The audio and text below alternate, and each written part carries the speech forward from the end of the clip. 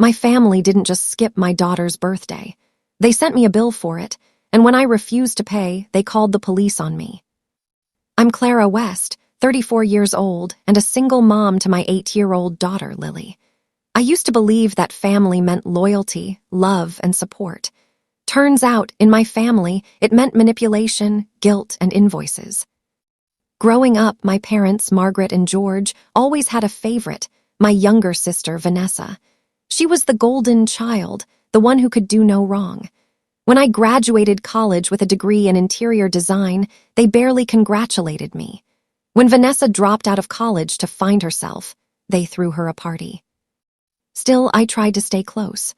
I was the responsible one, the one who remembered birthdays, who brought gifts, who organized family holidays. Every Christmas, I'd drive 2 hours from Denver to their house, arms full of presents for everyone. Every time I told myself that maybe this time would be different, that maybe they'd appreciate me for once. And I really believed that for Lily's sake, things could be better. She adored her grandparents and her Aunt Vanessa. She'd call them just to tell them about her art projects or show off her new dance moves on FaceTime. My parents always acted polite enough, but I could sense the disinterest. Still, I wanted Lily to have a sense of family, so I kept trying. When Lily's 8th birthday was coming up, I decided to host something simple but special, a backyard party with a bounce house, pizza, cake, and some of her school friends. I sent out invitations 3 weeks in advance to family and friends. My parents said they'd be there. Vanessa promised to bring her boyfriend and her famous homemade lasagna. Lily was thrilled. She drew a big, "Welcome Grandma and Aunt Nessa" sign with crayons and taped it by the front door. She kept talking about how her grandparents were going to love the unicorn cake we ordered. The day of the party was perfect, sunny, warm, and bright. Lily woke up early, dressed in her sparkly pink dress, and helped me hang streamers. The bounce house was inflated, the music was playing, and kids were already running around laughing. But as the hours passed, I noticed one thing missing: my family. I checked my phone, no new messages. I called my mom straight to voicemail. I texted Vanessa, "Hey, everything okay?" No reply. Lily asked me every few minutes, "Mommy, when Grandma coming?" I forced a smile and said, "They'll be here soon, sweetheart." But deep down I knew. By 5 o'clock, the guests had started to leave. The kids said goodbye, clutching their goodie bags. The bounce house was deflating in the background, and the sun was beginning to set. Lily sat quietly on the swing set, a slice of untouched cake in her hand. "Maybe they don't like me," she said softly. My heart broke. I pulled her close and told her that wasn't true, but I could feel the sting in my chest. Later that night, after putting her to bed, I opened social media, and there it was. Photos of my family at a fancy brunch downtown. Vanessa, Mom, Dad all dressed up, holding champagne glasses, smiling like they didn't have a care in the world. The caption read, "Family Day, read nothing better than spending time with the ones who matter most." The ones who matter most.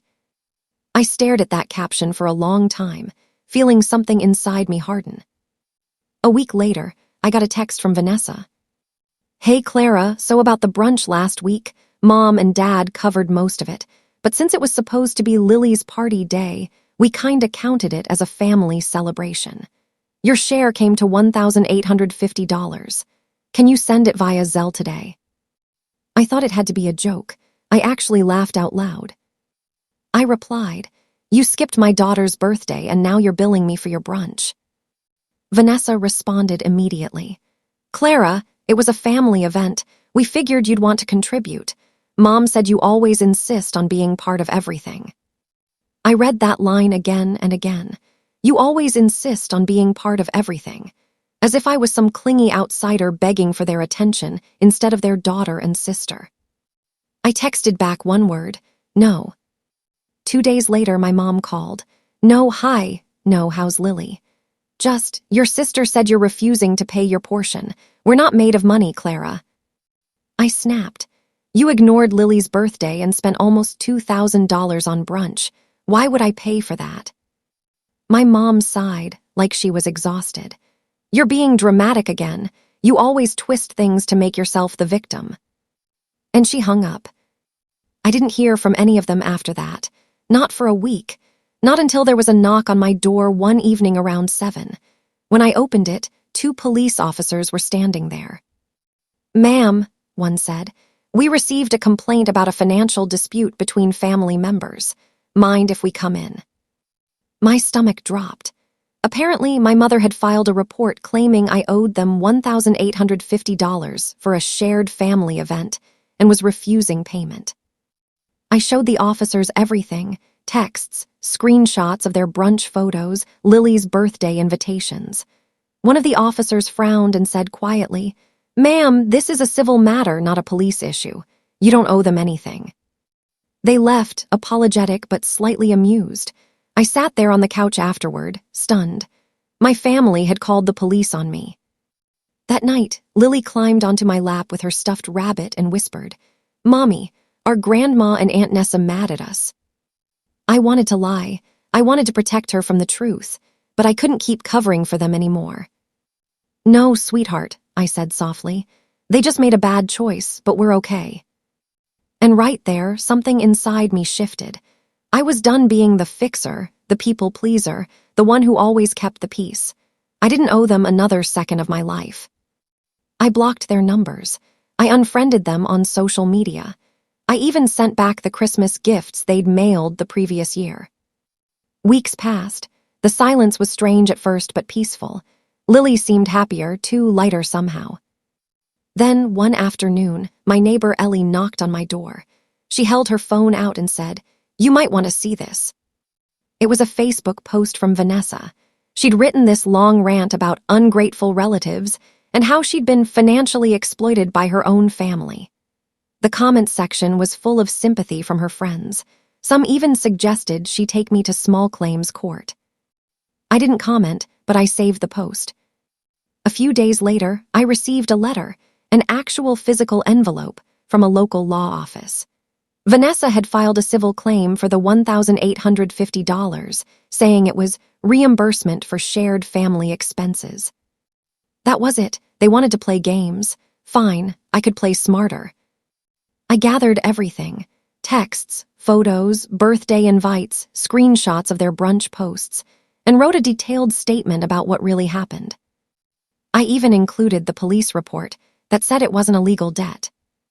When the hearing day came, I walked in calm and collected. Vanessa showed up wearing a bright red blazer, looking smug. My parents sat behind her like loyal backup singers. When it was my turn to speak, I didn't get angry. I just told the truth.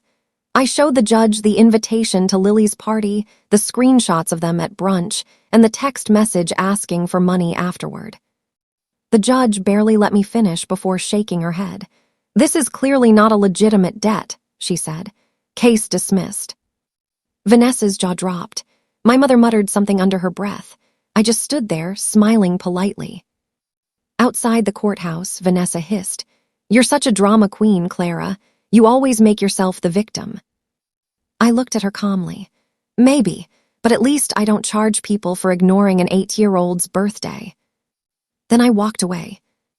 That night, Lily and I had a small celebration. Just pizza and a movie, but it felt like freedom. She asked, "Mommy, do you think Grandma will ever come back?" I said, "Maybe one day, but we're doing okay, aren't we?" She nodded, grinning. "We're better than okay." Months passed. I focused on work, spent more time with Lily, and even started seeing a therapist. For the first time in my life, I realized how much emotional weight I'd been carrying for years, trying to earn love that was never freely given. One afternoon, I got an email from a lawyer representing my parents. They wanted to reconcile, but also requested a fair contribution toward prior family expenses. I laughed, deleted it, and blocked the sender. I haven't heard from them since. Last week, as I tucked Lily into bed, she said, "Mommy, I want to invite Grandma next year. Maybe she'll come this time." I smiled and kissed her forehead. "Maybe, but even if she doesn't, we'll still have fun." She nodded, half asleep, clutching her stuffed rabbit, and for the first time in years, I felt completely at peace. Some people think revenge has to be loud, dramatic, full of fireworks. But the quiet kind, the one where you finally stop letting people hurt you, that's the most powerful of all. Because sometimes the sweetest revenge is just walking away and living well.